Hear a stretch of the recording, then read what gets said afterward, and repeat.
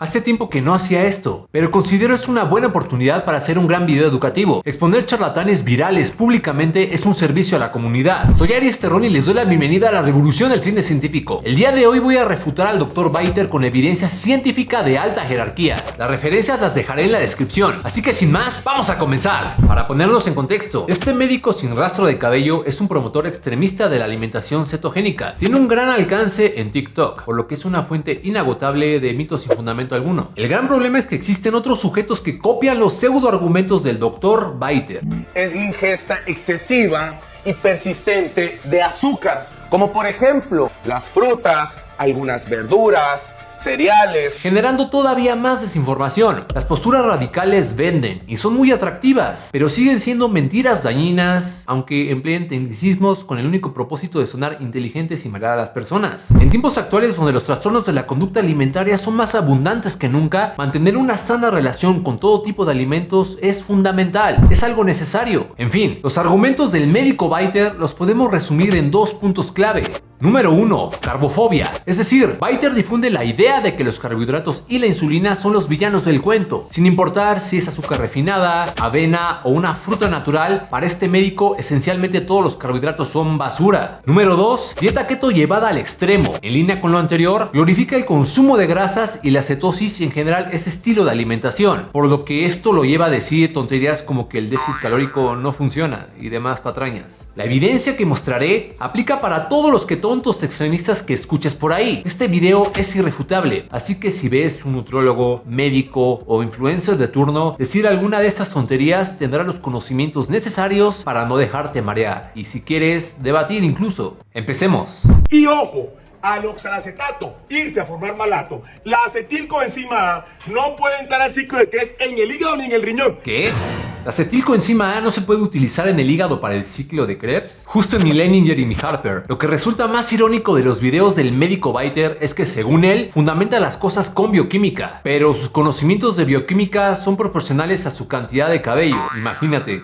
¡Mucho ojo! Hablar desde la bioquímica no es lo mismo a fundamentar con estudios científicos, que no te ven la cara. A eso se le llama manipulación. Cuando hablamos de lo que dice la ciencia, necesitas que te muestren evidencia plasmada en journals académicos, de preferencia de alto impacto y alta jerarquía de evidencia. Te voy a dejar un ejemplo en pantalla. Bioquímica es una de muchísimas materias que se necesitan para comprender los estudios científicos. Y por más bonita que llegue a sonar, la realidad es que bioquímica no es igual a evidencia. Necesitamos aterrizar las cosas a la práctica y encontrar una relevancia clínica. Y eso es lo que hacen los estudios como tal, y no la bioquímica aislada. Además, mostrar reacciones específicas a conveniencia para meter miedo a la gente es algo muy bajo. La bioquímica es un extenso universo molecular. Lo que pretende Biter con esta estrategia es sonar inteligente empleando términos rimbomantes. Por más tonterías que digas, pues al espectador promedio no te va a entender nada, pero va a quedar apantallado. Pero lo que realmente no te muestra es el resto del mapa. Esto es algo muy extenso y no lo puedes aislar en reacciones específicas. No funciona así el metabolismo humano. No eres una sola molécula o reacción aislada. Eres un ser humano complejo con un organismo muy misterioso. Y todo lo que está dentro de tu cuerpo tiene una razón de ser. No hay nada malo en ciertas hormonas o reacciones específicas. Esos son patrañas. El consumo de fructosa siempre, así seas una persona delgada y sana, siempre genera triglicéridos, ácidos grasos e hígado graso. Siempre, siempre. ¿Por qué? Porque cuando te comes esta fruta, quiero que sepas que el 40% se convierte en glucosa. Sí, te va a enfermar la glucosa. El 10% de glucógeno. Pero el 25% en lactato, que te aumenta el ácido láctico y te hace ser una persona completamente cansada. Y el 25% en triglicéridos siempre y ácido graso. ¡Error! Estás manipulando la información. Le faltó explicar que en promedio del 30 al 50% de la fructosa se convierte en glucosa, del 10 al 15% se almacena como glucógeno hepático y 25% se va a liberar en circulación en forma de lactato. Eso es cierto, pero lo que estás manipulando directamente es que tan solo una minúscula proporción de la fructosa puede convertirse en ácidos grasos y triglicéridos, en concreto del 1 al 10%, no un 25% como tú mencionas. Eso es falso, estás mintiendo. Aunque esto dependerá totalmente del balance de calorías, y a pesar de que niegues la existencia del déficit calórico, la realidad es que la ciencia así lo comprueba, te refuta. Es fundamental comprender que no es lo mismo la fructosa natural contenida en una fruta a la fructosa industrial contenida convertida en un producto ultraprocesado, como puede ser el jarabe de maíz de alta fructosa, ya que la interacción metabólica cambia por completo por la matriz alimentaria de la fruta natural como tal. La matriz alimentaria importa, y mucho. Satanizar aisladamente los componentes de un alimento es ser ignorante en las ciencias de la nutrición, y por ende te convierte en un charlatán. Dicho esto, sin importar la procedencia de la fructosa, esta no eleva los triglicéridos en ausencia de un exceso de calorías. Punto. Así lo comprueba la ciencia. Las calorías siempre serán la base. No puedes ir en contra de la termodinámica, salvo que seas un ente que viene de otra dimensión desconocida regido bajo otras leyes físicas. Spoiler: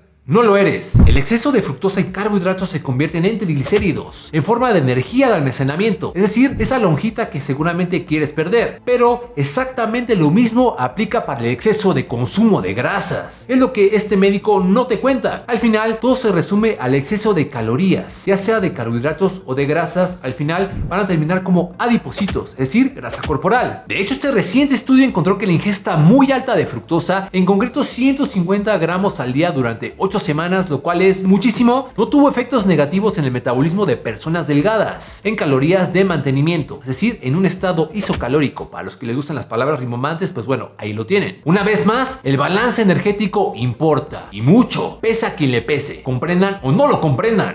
Cuando decidas comerte esa fruta, debes saber que te vas a volver un gordo, un obeso, con triglicéridos, con... Ay, Biter, dime que es bait, estás a tiempo. Esto en verdad es muy irónico y gracioso. O sea, Biter básicamente le tira a las frutas por los triglicéridos y los ácidos grasos siendo keto. Es el argumento más absurdo que he escuchado en toda mi vida. Que alguien le explique a este médico que el 95% de las grasas que ingerimos o más están en forma de triglicéridos, y que cuando consumimos grasa se descompone en nuestro organismo en forma de ácidos grasos. Eso es bioquímica básica, fisiología. Me parece que cierto calvo reprobó esas materias. Ahora vamos con lo bueno. ¿Realmente qué es lo que dicen los estudios científicos sobre la fruta? Pues básicamente todo lo contrario a lo que afirma el médico Biter. Checa a continuación. Lo que comprueba una revisión sistemática, que es el mayor grado de evidencia que existe: las frutas enteras no engordan. De hecho, está comprobado que existe un gran efecto en la pérdida de peso al incrementar la saciedad, ya que ayudan a controlar el consumo excesivo de calorías. Los efectos antiobesidad de las frutas están fuertemente documentados en la literatura científica. Incluso existen ensayos clínicos que comprueban que consumir 3 piezas de frutas antes de una comida ayuda a disminuir el azúcar en sangre y aumenta la saciedad. Y esto se demostró incluso con manzanas rojas, siendo una de las frutas con mayor contenido de fructosa. ¿Dónde están entonces las ideas que estás promoviendo? No se comprueban en los estudios como tal. Esos son mitos. ¿Por qué sucede esto? Es muy sencillo. La respuesta, una vez más, matriz alimentaria. Las frutas son valiosas fuentes de vitaminas, minerales, agua, fibra y fitoquímicos. No podemos hablar de un alimento sin comprender su matriz alimentaria y por ende su impacto en el metabolismo humano. No podemos hablar únicamente de sus componentes aislados. Por ejemplo, el mango, siendo una de las frutas con mayor contenido de azúcar, disminuye irónicamente el azúcar en sangre. Y esto sucede por un fitoquímico llamado magiferina, que ayuda a retardar la absorción de carbohidratos en el intestino. ¿Pero qué hay con eso de que supuestamente la fruta eleva los triglicéridos? Recuérdalo, lo contrario a lo que diga Biter es la respuesta correcta. Es bait. Este metaanálisis encontró que una ingesta elevada de frutas, pero no de verduras, se asocia inversamente con la hipertrigliceridemia. Se observó una asociación lineal de dosis respuesta, es decir, a mayor consumo de frutas, menor riesgo de padecer triglicéridos altos. La evidencia es contundente. Y sobre el ácido úrico y el hígado graso, la ciencia comprueba que el consumo de fruta entera no eleva el ácido úrico y no tiene nada que ver con el hígado graso. De hecho, ejercen un efecto positivo protector. Las frutas forman parte clave del tratamiento nutricio en la hiperuricemia y el hígado graso. Es todo lo contrario a lo que dice este médico. Y finalmente, ¿los carbohidratos se engordan y enferman por la insulina y la glucosa? ¿La dieta keto es superior? La respuesta es un rotundo no. Y esto se sabe desde hace décadas. En 1975 se realizó un experimento en personas obesas, con una dieta extremadamente elevada en carbohidratos. En concreto, un aporte de carbohidratos del 95% proveniente de frutas, arroz y azúcar. En promedio, los sujetos perdieron 64 kilos y al mismo tiempo mejoraron exponencialmente sus parámetros de salud, incluyendo presión arterial arterial, glicéridos y azúcar en sangre. Pero para que no salgan con que es un estudio viejito, aquí les dejo un metaanálisis de Kevin Hall, que es uno de los investigadores que más admiro. El análisis agrupó todos los estudios que compararon dietas altas contra aquellas bajas en carbohidratos, con el total de calorías diarias y proteínas igualadas. Si estos dos factores los que realmente importan al momento de perder grasa, para evitar factores de confusión comunes en la literatura. ¿Qué fue lo que pasó? Se comprobó que no existe ningún beneficio al reducir la ingesta de carbohidratos al momento de perder grasa corporal. Literalmente cero. De hecho, se pierde más grasa corporal con dietas altas en carbohidratos. Y no lo digo yo, lo dice la ciencia y un estudio de mayor jerarquía de evidencia. Básicamente un metaanálisis es el estudio de estudios, el papá de todos los estudios. El modelo carbohidrato-insulina ha sido descartado por la ciencia por ser demasiado simplista. Por favor, actualizarse. Checa este estudio que refuta la hipótesis carbohidrato-insulina, incluida la tontería del índice glucémico que muchos utilizan para decir que da más hambre y ansiedad por comer carbohidratos. No, esto no funciona así en el terreno real. Se asignaron dos grupos de personas bajo un estricto control de los investigadores dentro de una sala metabólica, es decir, confinamiento científico. O sea, pocos estudios tienen este nivel de calidad y esto quiero que lo entiendan. Se asignaron aleatoriamente a dos grupos, un grupo llevando una dieta muy baja en carbohidratos y otro grupo llevando una dieta muy alta en carbohidratos, de 75.2% de de hidratos de carbono, bajo un esquema ad libitum, es decir, consumo de alimentos a libre demanda. A pesar de que el grupo alto en carbohidratos tenía niveles sustancialmente mayores de glucosa e insulina, el grupo siguiendo una dieta muy baja en carbohidratos, es decir, una dieta cetogénica, una dieta keto, consumieron en promedio 689 más calorías, lo que destruye el mito del índice glucémico y que los carbohidratos y la insulina te da ansiedad por comer más. No funciona así en el terreno real. Hemos llegado a tal nivel de desinformación que incluso respuestas fisiológicas totalmente normales es algo que ya teme la gente. Las personas escuchan que se elevó la insulina y la glucosa y sienten que hay algo mal dentro de sus cuerpos. Es un temor injustificado. Por eso hay tantos charlatanes aprovechándose de ese temor, esa ignorancia. No hay que extrapolar prácticas destinadas a enfermedades muy específicas como una realidad universal para todas las personas, o enfermedades que no tienen nada que ver. Ni los carbohidratos ni la insulina son los villanos que te han contado. La evidencia científica a estas alturas es irrefutable. Checa este otro estudio que te voy a mostrar a continuación. Pocos estudios de este nivel de calidad, una vez más con sala metabólica. Un grupo de personas con obesidad fueron confinados a una sala metabólica durante 2 periodos de 2 semanas. Durante un periodo fueron alimentados con una dieta baja en carbohidratos. Durante el otro periodo fueron alimentados con una dieta alta en carbohidratos y azúcar. Al final, ¿qué fue lo que sucedió con estas personas? A pesar de los niveles más altos de insulina, durante el periodo alto en carbohidratos no engordaron más. De hecho, perdieron más grasa corporal comparado con el periodo bajo en carbohidratos. Es una refutación directa. Un gran problema que he detectado es que existe un error de concepto generalizado. Cuando la gente piensa en carbohidratos, se les viene a la cabeza cosas como donas, galletas, pasteles. Cuando eso no solo son carbohidratos, también tiene muchísima grasa, sales y otros elementos. Eso es un gran problema. Los carbohidratos de base deberían ser alimentos tales como frutas, verduras, papa, tortilla, avena y camote, por mencionar algunos ejemplos. Este tipo de alimentos se te deberían de venir a la cabeza cuando escuches la palabra carbohidrato, y no donas y galletas que son básicamente grasa. Así que no seas víctima de este charlatán que manipula información y dice mentiras con el único propósito de meterte miedo. Lo que está buscando es generarte un problema que no existe para venderte una solución que no necesitas, como puede ser una ketoconsulta por el módico precio de $500. ¿Ahora entiendes más las cosas? Me causa mucho conflicto cuando escucho a médicos hablando sobre nutrición. Generalmente son bien radicales y dicen muchas tonterías. Piensan que por haber llevado una sola materia de nutrición en toda la carrera ya son nutriólogos. Es como si yo, por haber llevado un par de materias de psicología en la licenciatura de nutrición, ya me sintiera psicólogo. Pues no funcionan así las cosas. Una gran parte de los mitos nutricionales más ridículos los he escuchado de la boca de médicos. Y como dato de los libros bestsellers que existen en el mundo, la mayoría no son escritos por nutriólogos, sino por médicos. Y está comprobado que son una gran fuente de desinformación. Son básicamente basura esos libros. ¿Alguien me puede explicar qué carajos hace un médico intensivista hablando sobre nutrición de forma tan tajante? ¿Y el trabajo multidisciplinario dónde quedó?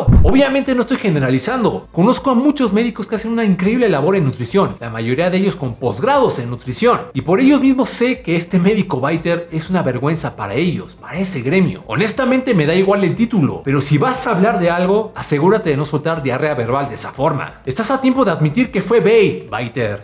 Bien familia, eso fue todo por el momento. Nos estamos viendo en los siguientes videos. Recuérdalo siempre, no brain, no gain. Bienvenidos a la familia de semidioses.